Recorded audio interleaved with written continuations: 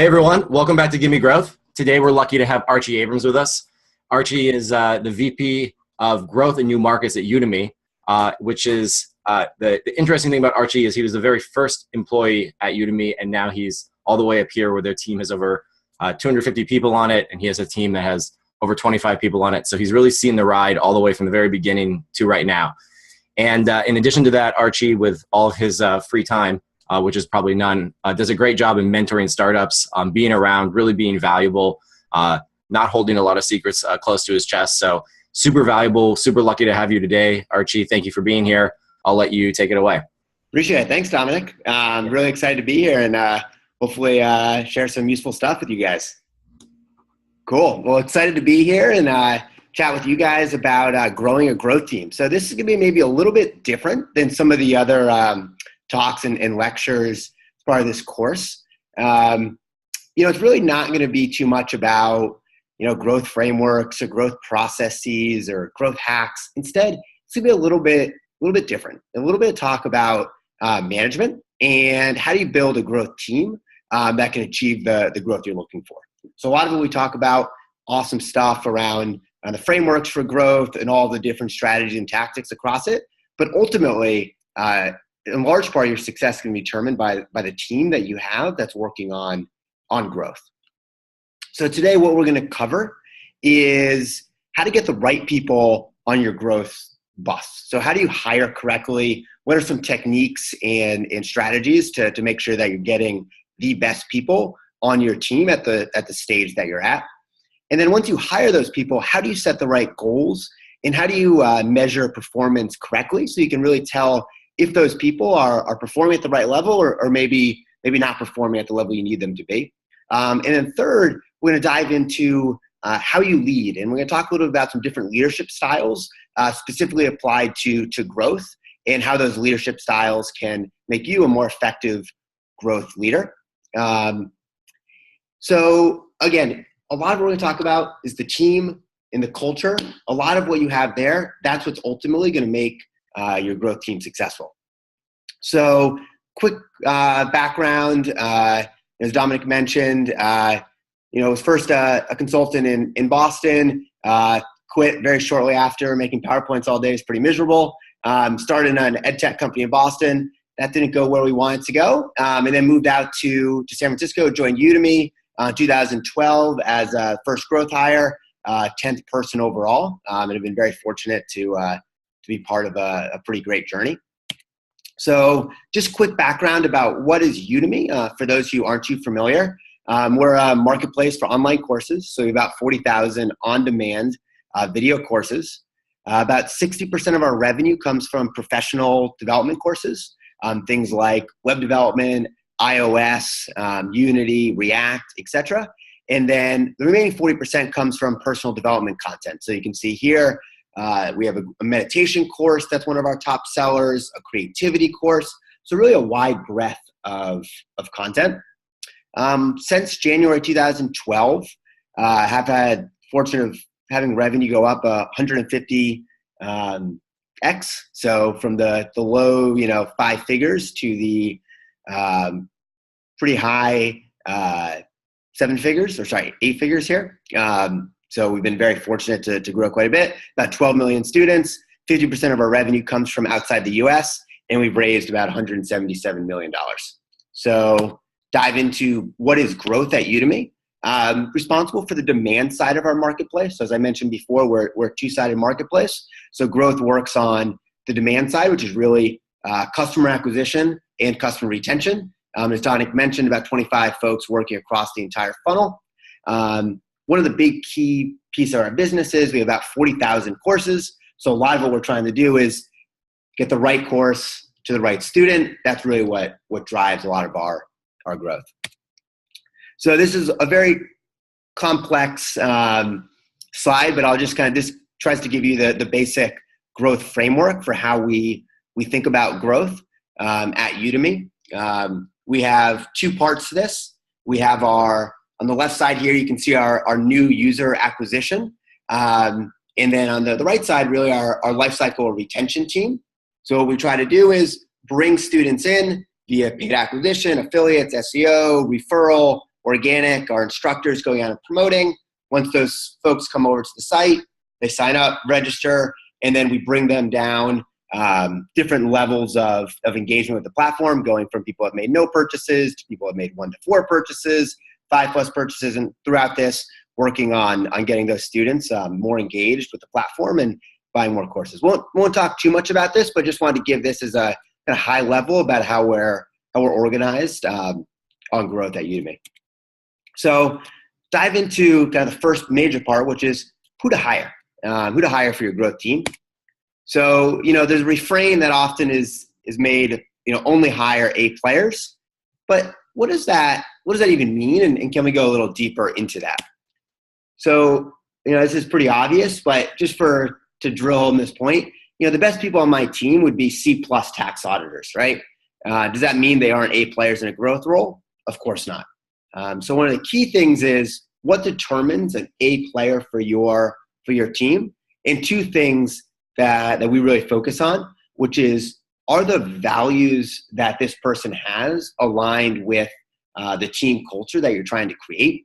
We'll talk a little about what those values that I look for, but really just it's a good thought exercise for you to go through what are the values that you care about on your team, and then fit with the role. And this is what I call kind of person role fit, and really being thoughtful as a manager to make sure that you're putting a person into the right role that's going to make them successful. So on the first piece, the core values. What are those things that we look for when trying to make a hire? And for us, it's really, you must like to get shit done and really call it kind of impact driven. Are you a person who enjoys having an impact and really kind of getting shit done?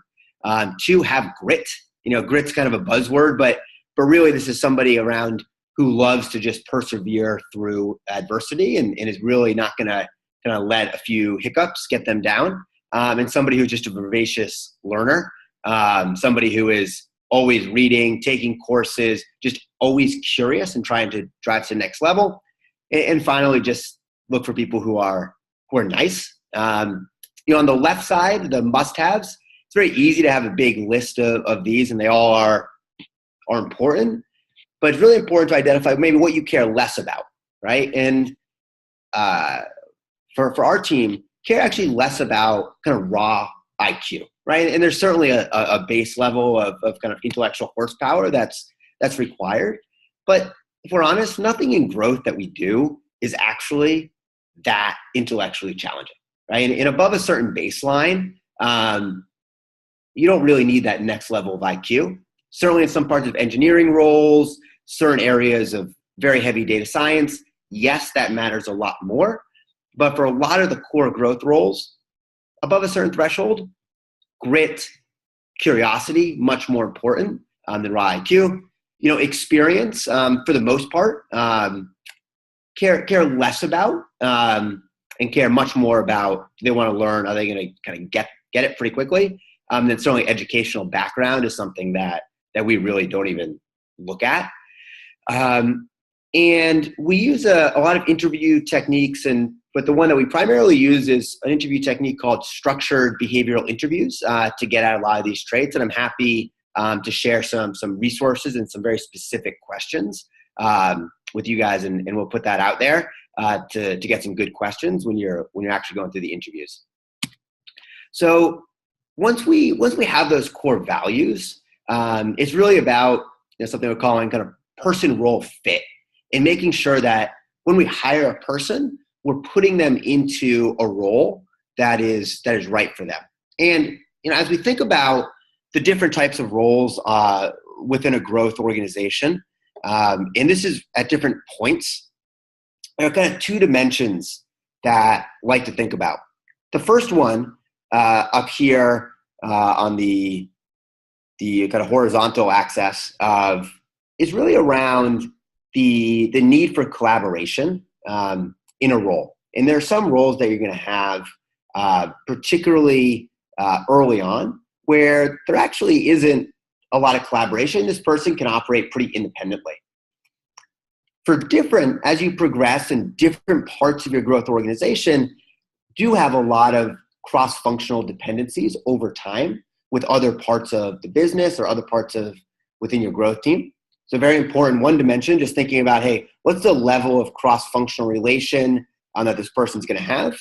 And then second, how much uncertainty is there with this specific role? So, there's certain roles where it's maybe called low uncertainty. You already have some form of playbook. You know how this is going to work. You want to hire somebody who is really an operator, who likes to come in, take the playbook, execute it well. There are other types of roles and situations where you want somebody who thrives with a lot of uncertainty. These are the entrepreneurs who really are thinking, hey, what can we do? I actually enjoy the fact that there's no structure here. So we're going to talk about when each of these people is useful in an org. But kind of the names that I've given, is people, the bulldogs, people who really thrive in very uncertain environments and really love to work fairly independent, either themselves or have their team work fairly independent from the rest of the org. Then there are these independent operators. They don't really work that much with other parts of the org, but they love executing a playbook, making things very efficient, great at process. So we move to the right, folks who are enjoy a lot of uncertainty and also a lot of collaboration with other functions. These are what we're calling the enterprising statesmen. And then finally, folks who high collaboration but low uncertainty, the stewards. And we're going to get into, again, when these different folks are more beneficial or maybe less beneficial for the parts of your org that you're trying to build. So again, in the early days of an opportunity, you need bulldogs. Then as you progress, you need different types of folks. So I'm going to walk through an example at Udemy. And that's our lifecycle marketing team. So today, lifecycle or email marketing is a huge part of our retention mix. It drives of our total revenue around 35%, and of our existing user revenue. So once somebody has signed up for Udemy, it's already driving around 50%. So again, a big part of our business. Phase one in the early days was really, hey, is there even something here? Way back in the beginning, is email even a channel that we want to be investing in? And quite frankly, that was just me doing some testing, trying to figure out, hey, is this a place where we want to invest? Phase two was really, we said, okay, there is something here, but how can we blow it up? We kind of have a general sense it's going to be important. We really don't know how to scale it. We don't know exactly what the strategy is going to be. So it needs some independence, and it needs folks who are very entrepreneurial and can move really fast and pretty independently.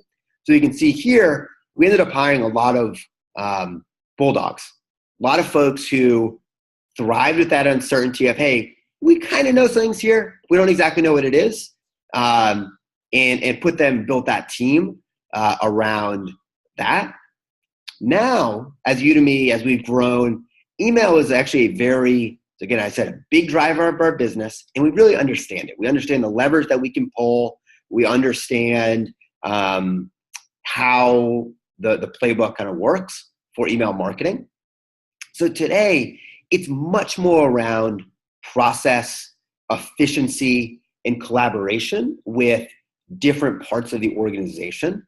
So the team structure is actually completely different. I actually moved a bunch of people around to facilitate a transition of lifecycle, really becoming much more of a service organization with folks who are great at optimizing process, great at working with other parts of the organization, because that was what was needed with that specific function at that point in time, and put bulldogs elsewhere within the org to go figure out other opportunities because they would have been very bored in that lifecycle role as is currently needed today.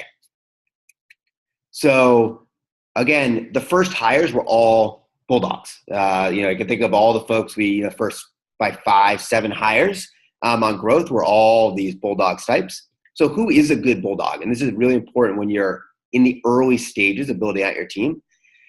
You're looking for people who over-index, who will thrive in a very unstructured environment. Somebody who, again, vivacious learner, and somebody who has a tremendous amount of grit. You care much less about collaboration or having them kind of with a process orientation. And again, I would argue you don't really care that much about experience, because experience in this early stage can sometimes be a detriment. It's, oh, I'll just apply what I did at my last company to this situation. Really important to dig in and understand what stage of that opportunity they joined at to really get a better sense of, did they really figure this out, or did they take a playbook and just made it more efficient? That's a very different type of person who can do those two things. So let me walk you through an example of hiring a bulldog. So switching, I talked about life cycle a little bit, now switch to SEO. So in late 2012, 8 months after starting, I started at Udemy and starting the growth team.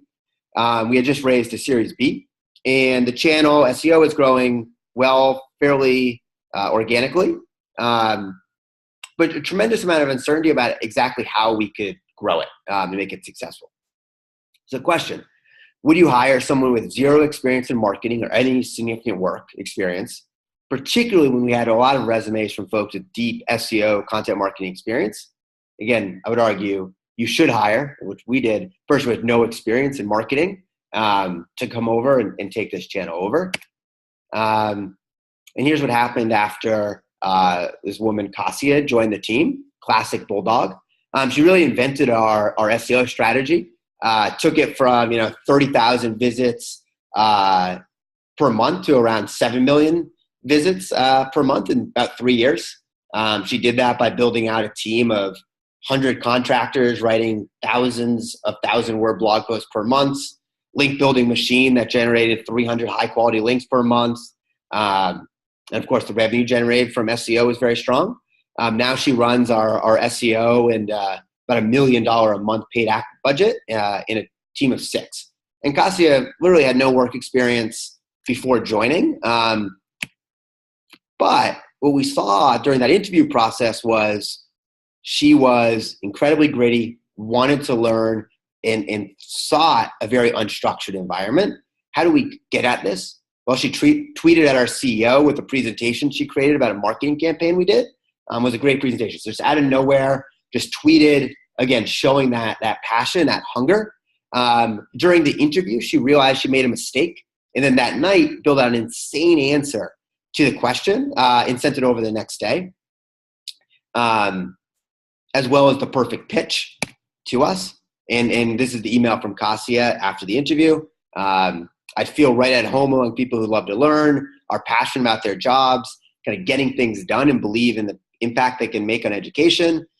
When we talked, you asked me if I had any experience with Photoshop. I'm attaching the WordPress header I made in Photoshop last year. I think I stumbled a bit when you asked me about how I would manage publishing 100 posts each month. I decided to sketch out how I would approach this challenge. To see my plan, click here. And again, this just out of nowhere. Somebody who kind of, again, in an interview didn't answer the question quite right, had the self-awareness and the hunger to go home, craft the answer, and send it in. And that was something that, for us, really meaningful when we're hiring for that bulldog early on. And if we had hired someone who had 5 years of SEO experience executing against established playbook, I don't think we would have had the success that we did because they would have come in many cases, with a playbook and gone off and executed it. The first 6 hires were all like Kasia, either with someone with zero experience but with tremendous grit like Kasia, or failed entrepreneurs. Those were the 2 kind of types of people that we looked for early on. And I mentioned lifecycle before. We actually made a mistake there. As our first hire on lifecycle, we hired an independent operator with experience. And that person really just tried to implement a playbook that had worked at a much bigger company, but wasn't right for us. And because they've been used to and kind of was an independent operator, had a really tough time with the uncertainty of, hey, this isn't going to work. How do we figure it out? As a result, we had to let them go after 2 months, which is very hard, but a real realization about what we're looking for at different stages. So again, only hire bulldogs? Answer is absolutely not. And again, I want to reiterate this. Early on, a new channel, trying to figure it out, that person can operate with a lot of independence. That's when you want a bulldog. We also want stewards, and life cycle is an example of that for us. Again, email marketing, huge part of our business. We've kind of figured out the playbook. Now we put somebody in place, great at process, great at thinking through how do we really implement some best practices technically, how do we work with other teams. And we've had a huge success by adding this woman to head up the lifecycle marketing team, but she can really kind of build out the nuts and bolts of a playbook that's pretty solid. Okay, so section 2, once you've hired good people, how do you goal and measure performance? So, I think this was, me, and I think a lot of our maybe first instincts when we think about growth and we think about managing folks in a growth role. I give, a quote here, I give people concrete numbers, increased paid AC ROI by 25% in the next quarter. If they hit the goal, I'm happy. If they don't, I shrink the role, fire them, or don't promote them. That's probably the worst growth manager's mindset. And honestly, though, this is me for a little bit. And I think the big lesson here is don't get seduced by just quantitative goals, whether you're using, OKRs, MBO, doesn't matter.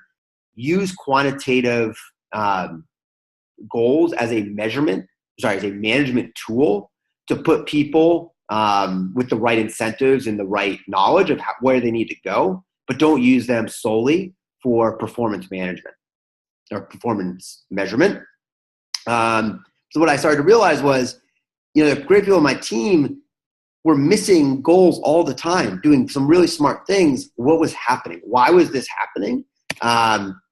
So we started to think a little bit about how can we think maybe a little bit differently about goal settings. So I'll give you a very kind of simple example. Let's say that our goal as a team is our North Star metric is weekly revenue or just revenue more generally.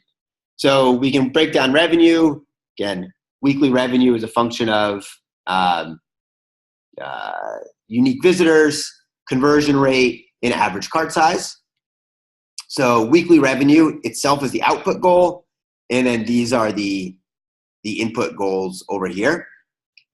So you can set the goal either on the output goal or on the input goals. And there are actually pros and cons to doing it each way. Typically, as the head of growth, you're going to be measured on the output goal, right? So ultimately, this is where you're going to most likely be responsible. So if you give your team members ownership over an output goal, it ties more directly to the actual business objective, and it forces them to think more holistically about the problem. They start to think about all the different inputs that could affect their output. So they're starting to think, okay, how can I really get somebody, how can we actually get to this output goal? The input goals, typically the pro of going there is there's more control. It's easier to influence or directly influence something like unique visitors, conversion rate, or average cart size. But as a business, we don't really care about unique visitors. We don't care in isolation about conversion rate or average cart size. We really care about weekly revenue. So by giving these input goals, it doesn't exactly tie to the business objective, and it doesn't force more holistic thinking about the business or the user. So typically, better to go on output metrics, the thing that you care about as a business, and then letting the team member figure out the correct input goals is much more effective. You as the leader will be goaled on the output metric, but think hard about how to structure goals for other folks. What I mean there, goal setting framework here, where, and again, 2 by 2, so certainty and uncertainty, and then control or no control. What I mean here is the certainty is how established is the playbook in this particular area or this particular channel. And the uncertainty is you really have no idea what the playbook is, what you're doing here.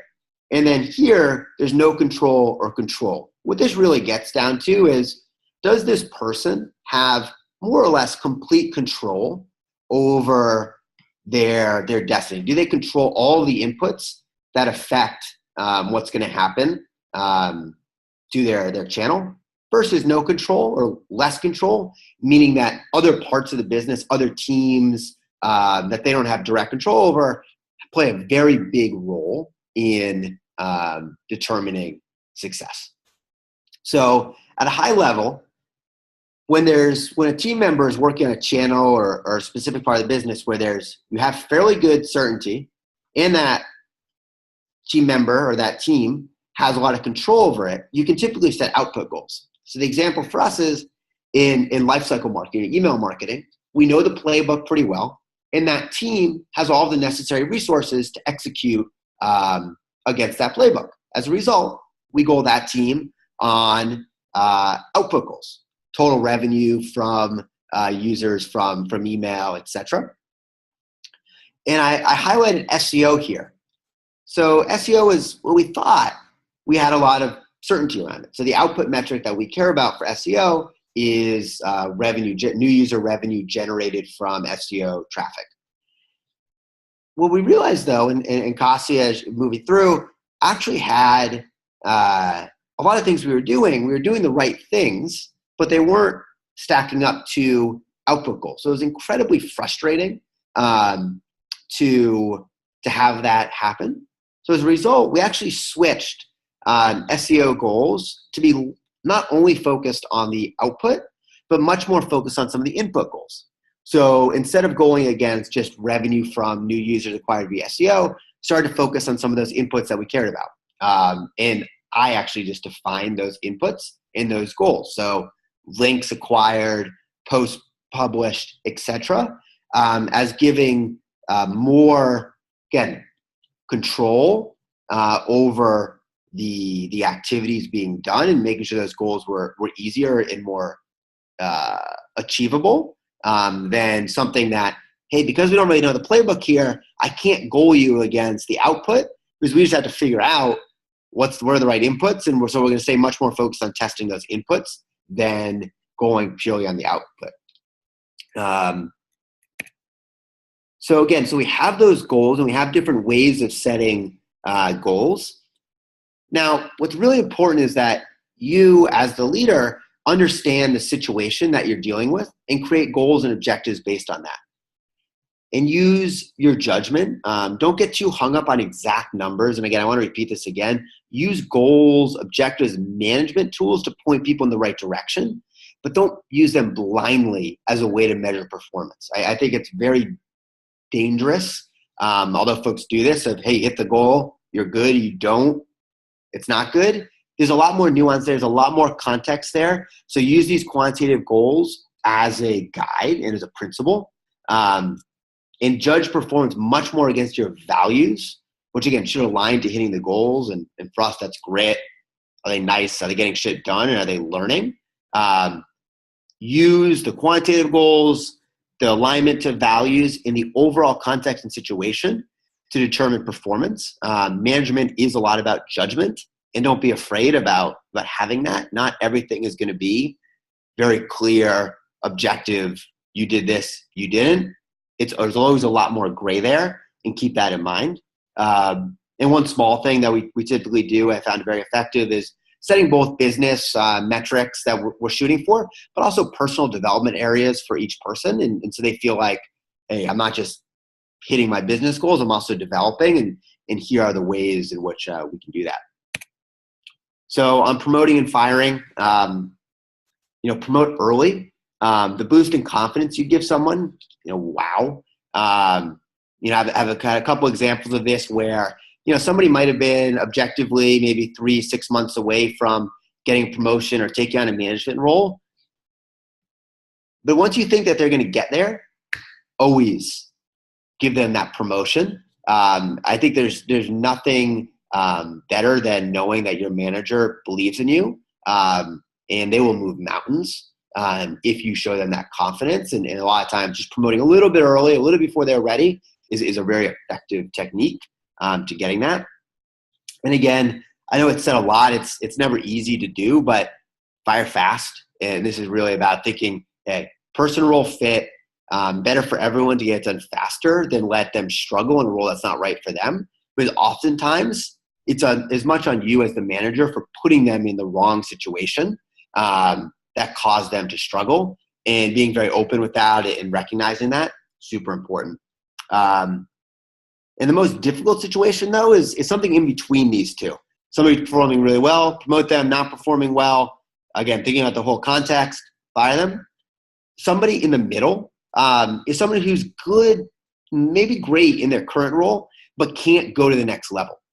Leveling that person, basically putting a manager above them or not promoting them, is really hard, but also really important that you are prepared to have that hard conversation, let them know where it stands, but also be ready to lose that person if things don't go on. But I would say that, the first two, promote early, fire fast, more straightforward and nice. It's actually these gray zone situations where you have somebody who's good, maybe even great current role, not sure they can get to the next level in the time frame that they expect. Having those conversations really early, very openly about that, very important for their personal development, but also just for the team as a whole. But make sure that those are you're prepared that those are gonna be difficult conversations. So once you've hired a great team and got them goals correctly, how do you lead? So one big challenge for me, I went from an individual contributor to managing individual contributors to managing managers to managing managers of managers. So a couple different levels in there. As you grow your team, the way you lead needs to change, and you need to be able to adopt and develop different types of leadership styles as you go on. Very personally, I'm much better in a one-to-one situation than a one-to-many situation. I love kind of diving in individually with a person and really understanding what's going on and talking through their challenges.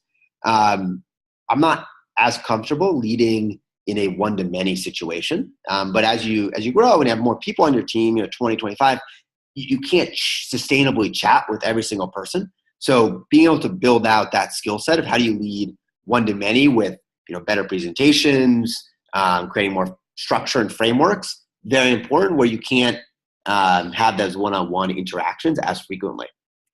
So a lot of this leadership style or that we think about, there's this great framework by this guy, Daniel Goleman from Harvard Business Review, talking about some different styles of leadership. And so I'm going to walk through, he identifies 6 of them. So the first is this commanding leadership style. And here, the leader really demands kind of immediate compliance. And the key phrase is, do what I tell you. Very task-based, boom, boom, boom, do this. The overall impact on climate, pretty negative, you can imagine. The visionary leader, again, their key phrase is come with me. They're painting a picture of what success looks like and where we can go as a team. And then enabling the folks around them to work towards that vision. This is certainly the most strongly positive and impactful on the overall climate. The affiliative manager, kind of people come first and very into building strong emotional bonds with his or her team. Again, very positive here. Pace setting, do as I do now. So somebody who is just constantly, working, driving the team very hard. And then coaching, kind of the try this leadership style. Again, very positive. So one way to think about this is, that you want to be able to flex your leadership style as you progress. So I know for myself, I tend to be more on the affiliative and the coaching side. Those are the two that I feel more comfortable with. Also recognizing that I have a tendency to fall into the pace setting trap a little bit. So very conscious of that. And then as I personally grow, looking to develop that more visionary leadership style. So for each of you, what's really effective is to think, hey, who am I as a leader today? Which of these styles do I feel most comfortable in? And then how do I develop some of those others so I can flex them in different situations? So again, my big challenge for me relied a lot on affiliative and the coaching style. And and I need to watch for my own pace setting tendencies to come in. And overall, there isn't really a leadership style that is perfect or better for growth. It's really about, again, thinking about your own leadership styles.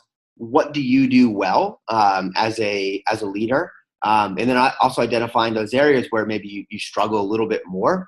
And as you build out your team, looking for leaders on your team that have different styles and working with them to develop their own ability to flex their leadership styles. Additionally, personally, just some small tactical things. I have everyone on the team take an assessment called Strengths Finders. It really helps you identify for each person what are their individual strengths that you can really leverage to make sure that you keep putting them in the right role for them and finding that person role match and help them develop in their career. So, I love to use that and reference that quite a bit when working with the team.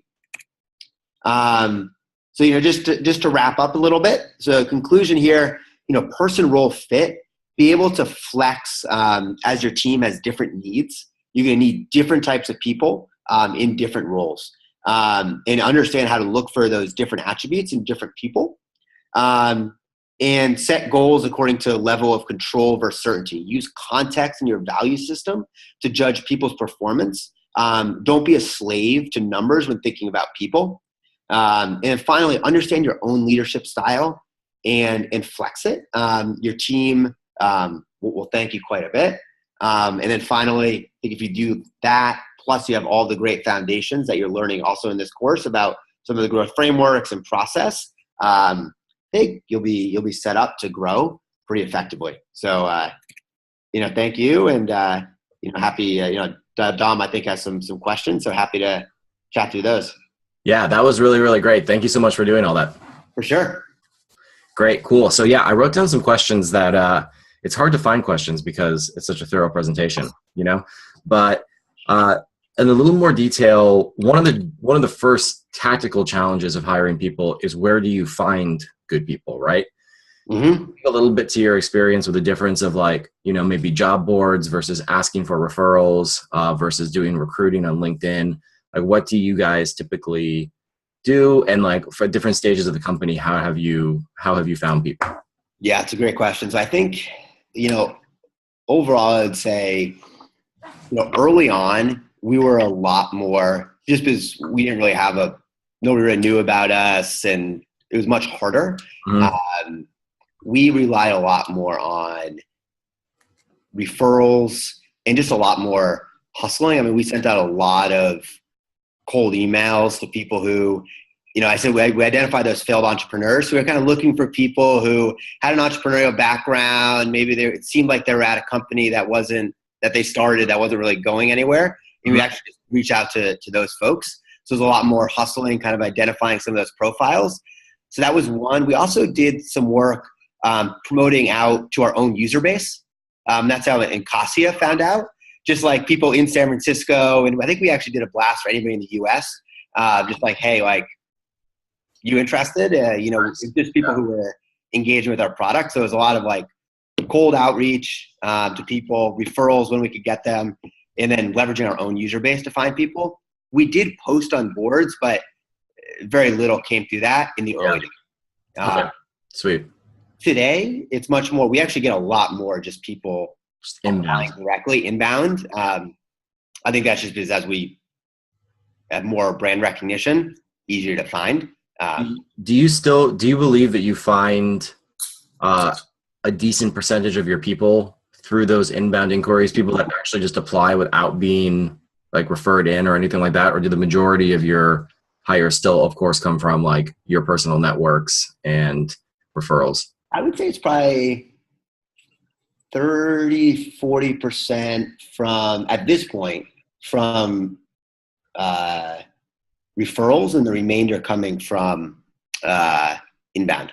Okay, that's good to know, because I know that there's a lot of kind of back and forth. The two schools of thought are if somebody's applying for a job, you should probably just ignore that and just try and find people through referrals. And the other camp is no, that's do a lot of stuff to get inbound referrals. So Yeah. it's good to know that you guys are actually paying attention to the job boards, and that's actually a strategy that companies can follow and find good people. Yeah, I think it's also interesting. I think the other thing to be aware of, and why we definitely do look at a lot of the inbounds, is there is a issue. Referrals can get a little bit networky, and like if you're kind of getting the same people who maybe have access to network, etc. We find a lot of people who like coming from either moving to San Francisco, want to break in, and just maybe don't have the network. So I think you actually can be very beneficial to look at some of those inbounds, because you may be missing people who just, they just don't quite have the right in yet, but they're actually very talented. So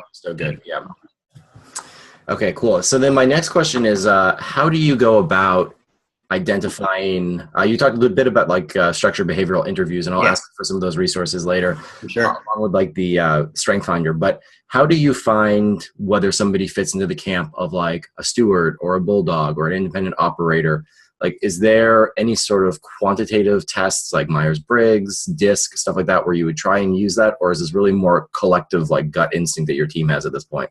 Yeah, so it's interesting. So, personally, I would love to do more personality tests in the interview process.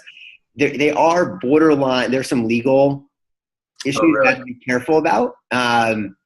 So our HR actually doesn't allow it. But there are, so it's an open legal question. So if you're probably earlier, I'm sure you can get away with it. Yeah.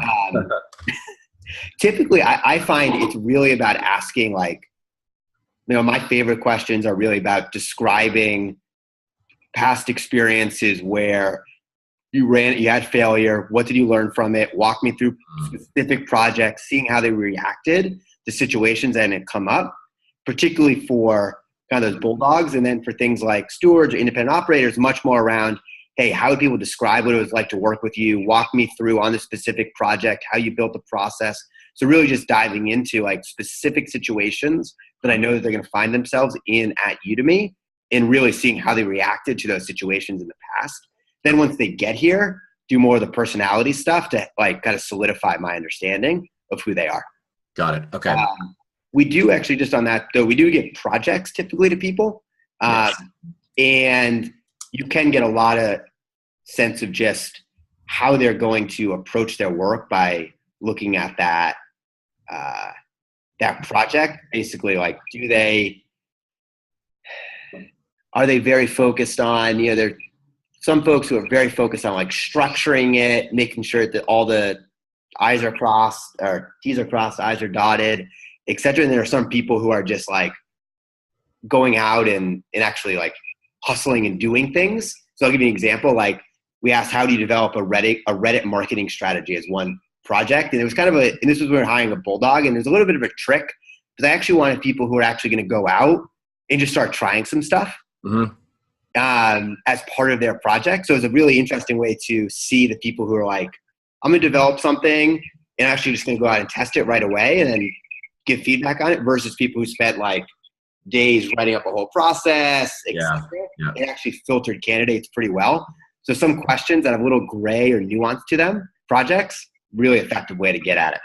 Yep. I can't speak highly enough of like work throughs or case interviews or projects. It's so amazing. The candidates that impress you the most at the interview oftentimes are the ones who perform the worst on the work study. Yeah. Mm-hmm. Yeah.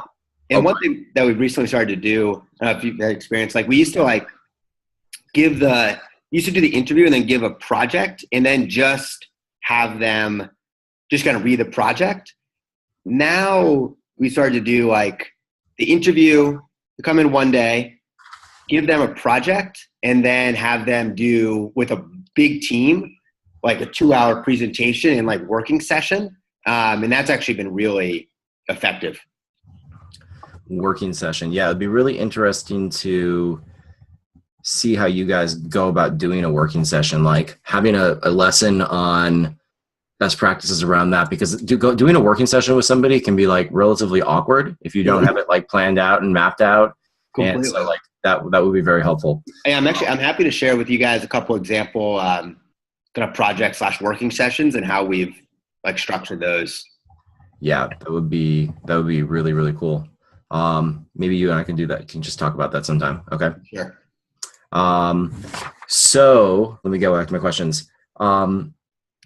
What are some of the metrics that you have around number of people to interview, number of projects to assess before making a decision? Like, when I started doing case interviews, my co-founder, Alan, told me, like, you have to do at least 10 of them before you really even have a sense of, like, what is a good project? Like, what is a good grade on a project, you know?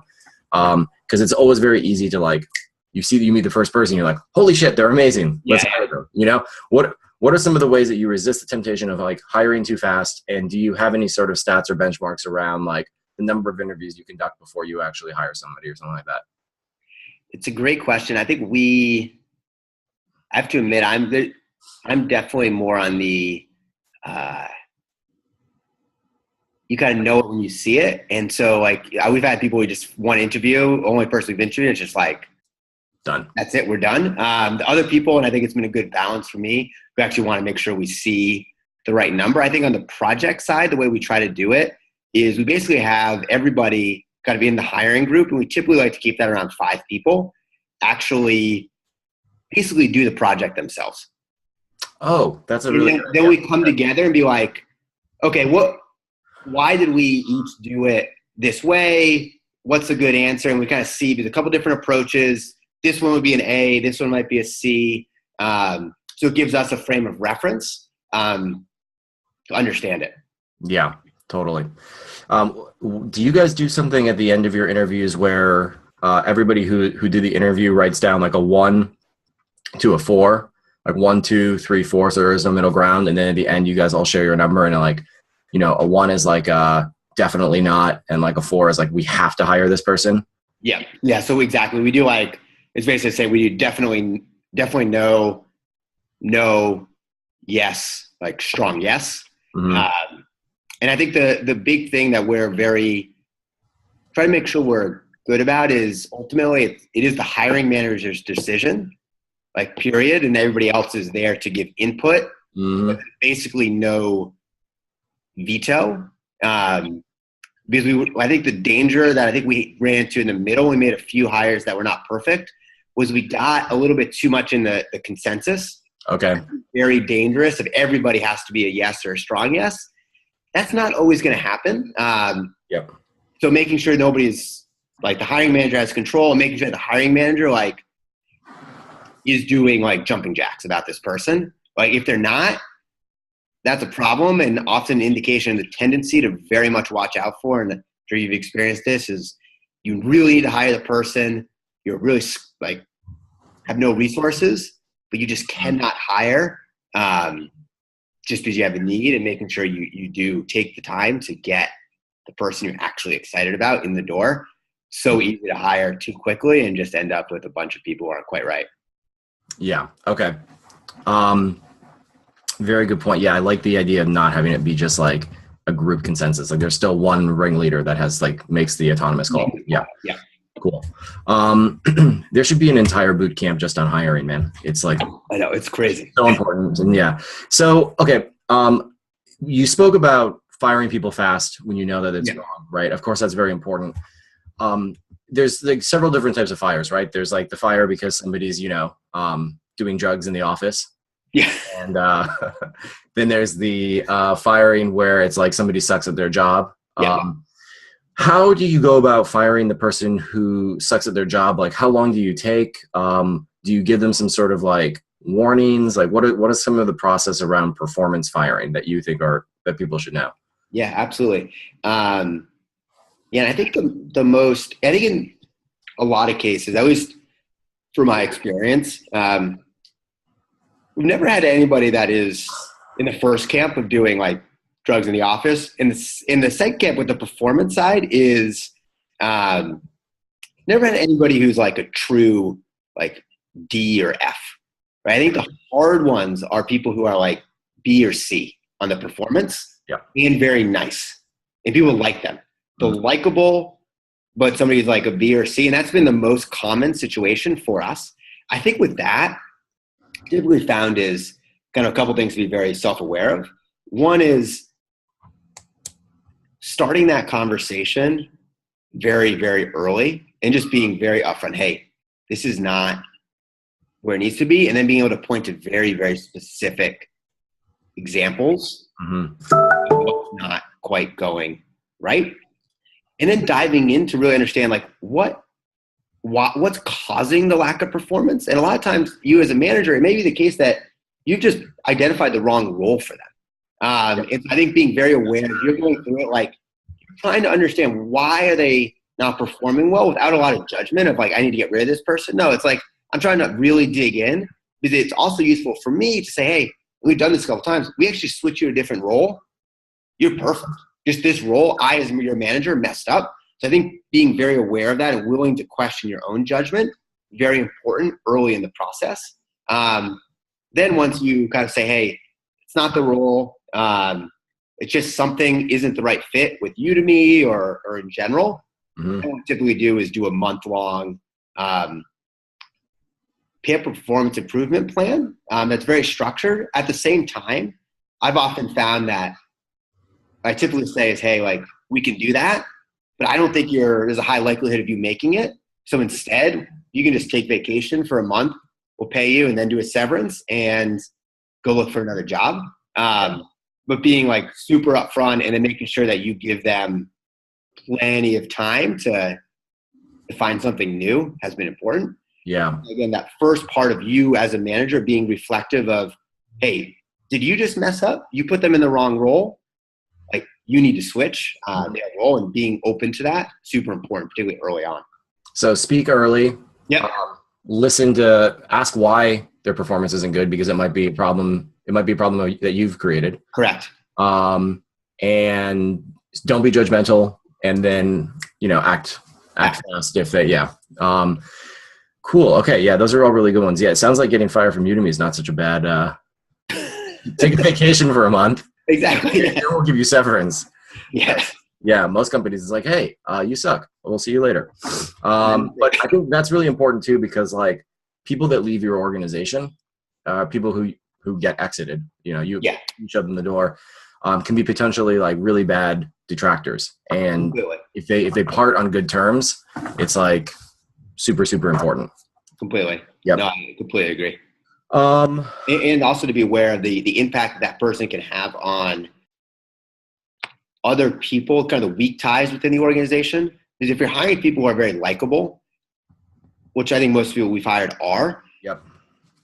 And then they kind of start bad mouthing to current employees too about the process, that creates a really bad, toxic environment. So making sure that like you have to be very aware of like that is going to have ripple effects through the organization. So being prepared, like treating them correctly on the way out, impacts the current employees quite a bit. Yep. 100%. Like everybody gets like terrified about their job. Exactly. So like nobody should ever be surprised. No. Yep. If they are, it's a bad problem. Yep. And then what's some of like the rhythms that you're in meetings with your teams? Like, do you do one-on-ones every week? Do you have like group team meetings once a month, once a week? How do you go about communication? Yeah. So personally, like myself and managers on my team kind of have like two different types of primary meetings. So one is called weekly check-in. So that's much more tactical. So shared agenda. Hey, what's going on? Let's work through some problems that you're doing. You're going to put some things in. I'm going to put some things in, and we're going to work through that. So that's typically an hour once a week. And then every 3 weeks have what we call our one-on-ones, which is really either going out for lunch or grabbing a drink. And that is, we're not allowed to talk about anything tactical. It's all just, how are you doing? How are things at Udemy going?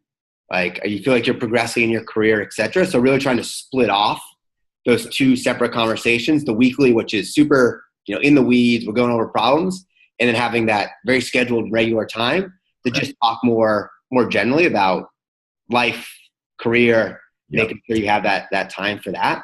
So that's kind of the rhythm there. Then typically what we do depends a little bit on this is evolved, but a weekly meeting, which is kind of people on the team presenting like a specific project that they're working on. That's really to just keep the team like knowing what everything's happened, et cetera, the context, and then do a monthly meeting which is much more typically myself just presenting like the holistic picture of what happened that month and trying to bring all those different themes together in one more cohesive way. So again, the weeklies are more like context, projects that are going on, making sure everybody's like more tactically understands. And then the month is myself, for somebody, usually myself, just giving the more like broader picture of, hey, here's all the different themes that we've seen from what everybody's working on. Now let's go attack it for the next month. Got it. Okay, cool. That's really good. I'm going to document that. All right. Well, hey, this is really, really great. Awesome. Yeah, appreciate it. It's fantastic content. I hope everybody in the course ends up getting to the point where they can build a team, Absolutely. Stuff. Yeah. So I'm going to just quit recording right now and then I'm going to say goodbye to you. Okay.